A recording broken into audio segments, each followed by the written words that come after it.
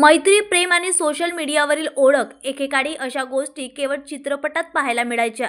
हातात शस्त्रे घेऊन फिरणारे तरुण, रागातून माजवलेला धुमाकूळ, हे सगळं पडद्यावरच दिसायचं. मात्र आता हे चित्र वास्तवातही दिसू लागल्याने चिंता व्यक्त केली जात आहे.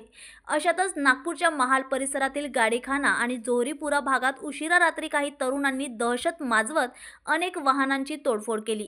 रात्री 11 वाजताच्या सुमारास हातात धारदार शस्त्रे घेऊन आलेल्या युवकांनी अचानक हल्ला चढवला. साक्षीदारांच्या माहितीनुसार अर्धा डझनहून अधिक दुचाकीचे नुकसानही झाले. प्राथमिक माहितीनुसार मुख्य आरोपीच्या पूर्व प्रेयसीच्या इंस्टाग्रामवर दुसऱ्या तरुणाशी झालेली मैत्री आणि यावरून काही दिवसांपूर्वी झालेला वाद, त्याच रागातून संबंधित परिसराला लक्ष्य करण्यात आले आणि त्यातून समोर आले की स्थानिकांनी धाडस दाखवत काही आरोपींना पकडून पोलिसांच्या ताब्यात दिले.